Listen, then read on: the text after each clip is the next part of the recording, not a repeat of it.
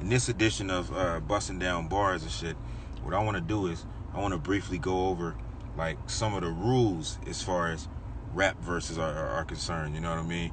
Like, okay, so technically, it's only 2 rules for a verse to be considered like a rap verse: rhyming and on beat. If you on beat and there's rhyme somewhere in there, it's a rap verse. Otherwise, it's like a spoken word sort of verse. You know what I mean? So those are only 2 rules technically.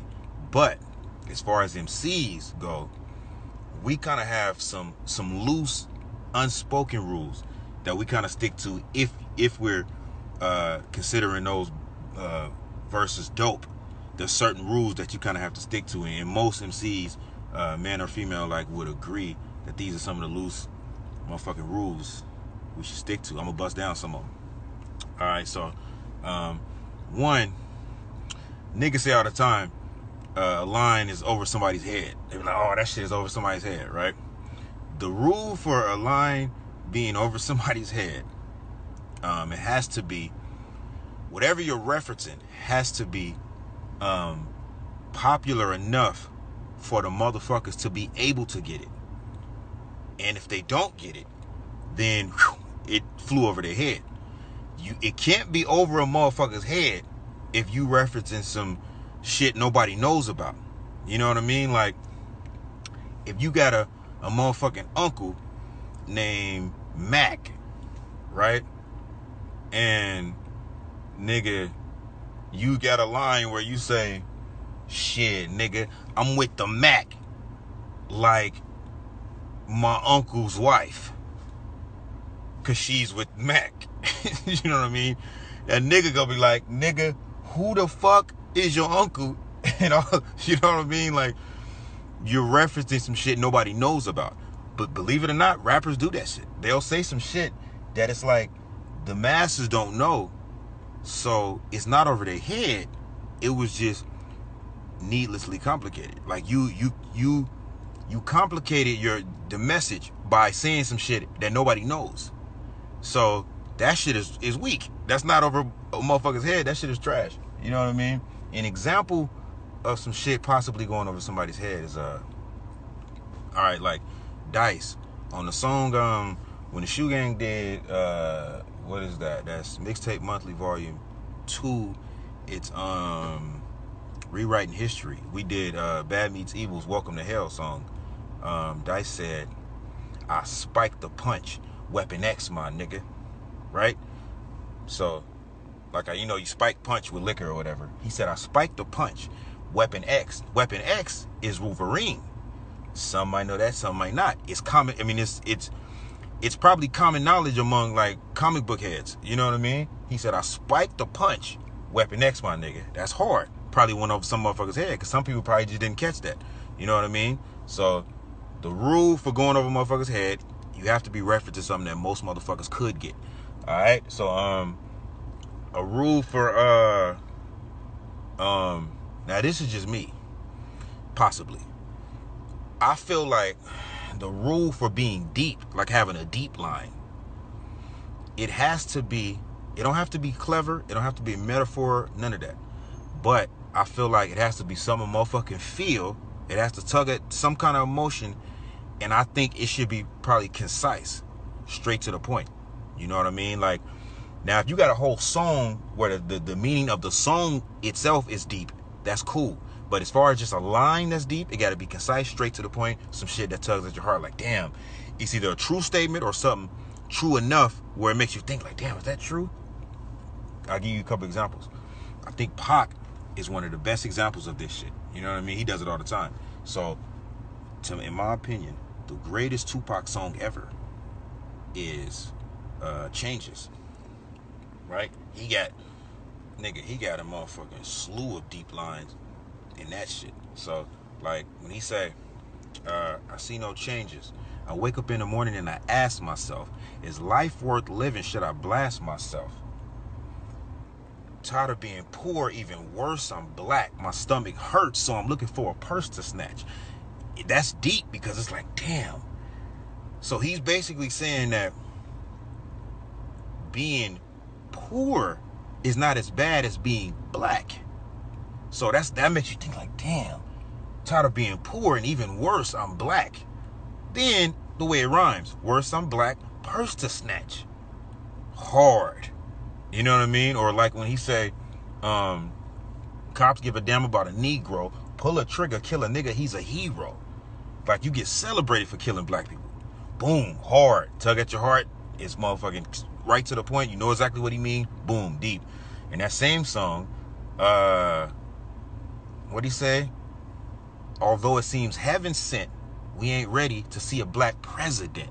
Again, the way it's rhyming, and it's thought-provoking and make you think like, damn, we ain't ready for a black president. At the time, niggas, you know, it had been no black president. It didn't seem like no time in the foreseeable future there will be a black president. So that shit was hard as a motherfucker. That was like, what, early 90s. You know what I mean? So, in my opinion, the rules to being deep, some shit to tug at your heartstring, some shit you can feel, and then it's right to the point, it's concise. Alright? So, triple entendres. There's not many triple entendres in hip-hop. There's double entendres. Okay, so an example of a triple entendre referencing three different things would be, okay, when Kenny said on the Family Business song, Sleeping, he said, I'ma buy my fam property in cribs, so I'll be touring while they on the hill like it's property for Lauren. So the literal part is, I'm gonna buy property for my fam, so they on the hill chilling while I'm out touring.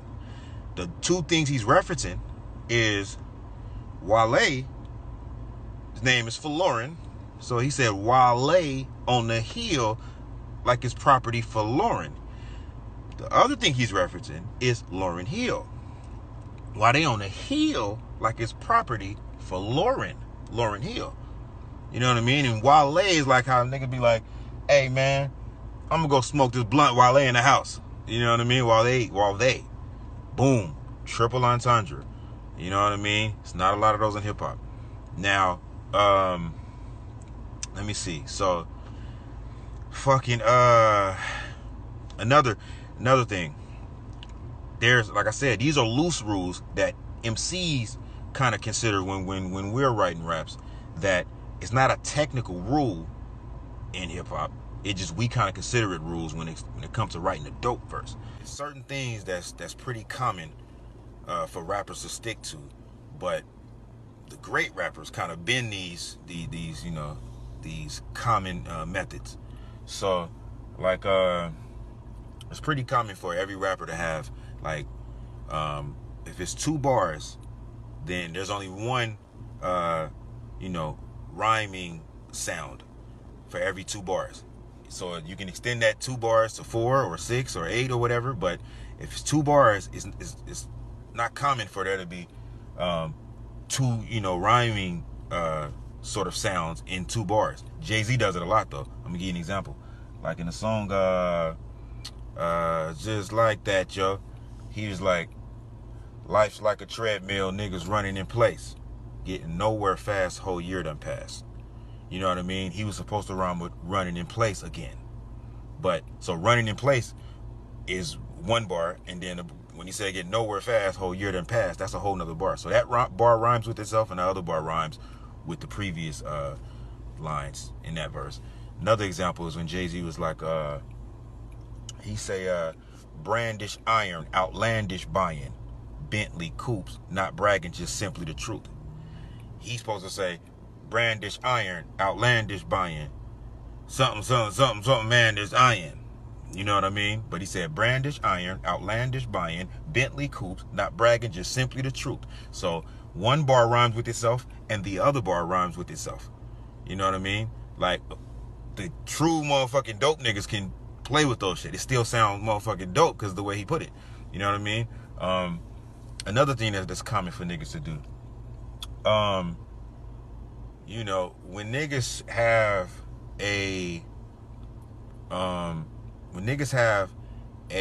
verse where there's 2 different rhyming, you know, syllables or set of syllables they're rhyming with, a lot of times niggas don't put emphasis on the sounds that are different.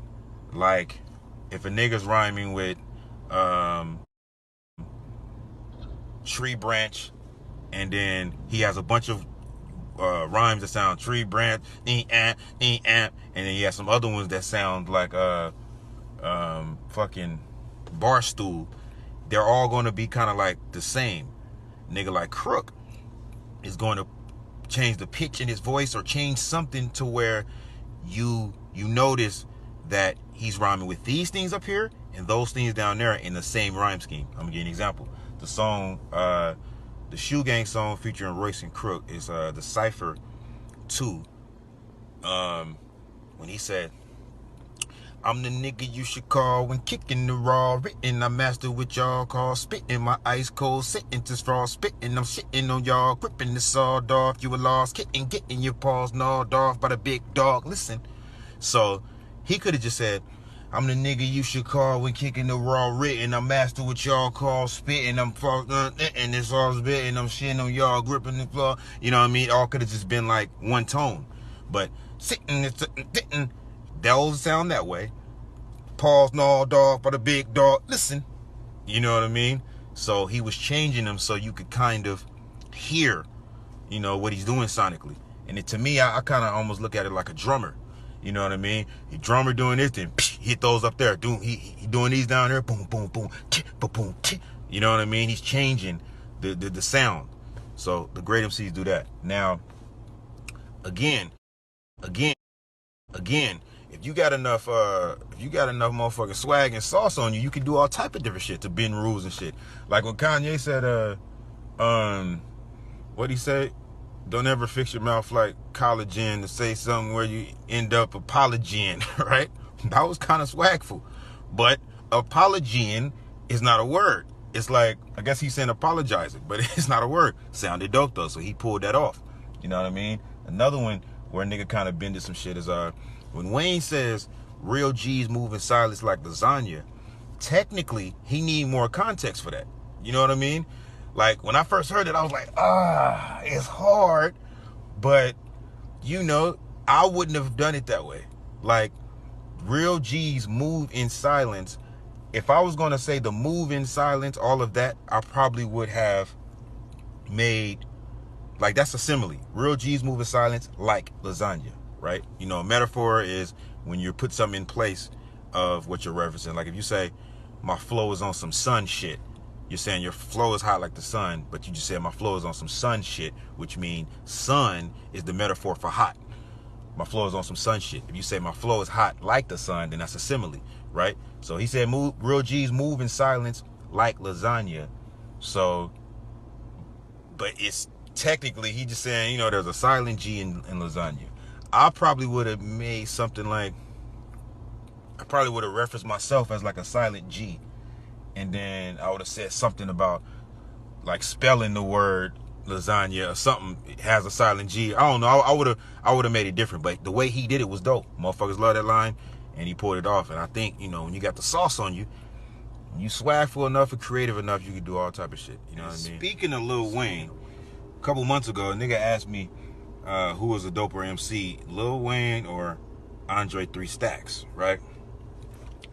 I mean, that's a tough one. You know what I'm saying? You really have to think about that. But what that made me think about is one of the issues with pitting those two MCs together is Wayne puts out a hella shit. Like from the time Wayne was considered in the conversation as one of the dopest rappers to now, that nigga put out hella shit. Mixtape after mixtape, album after album, right? Now, Andre put out a couple things.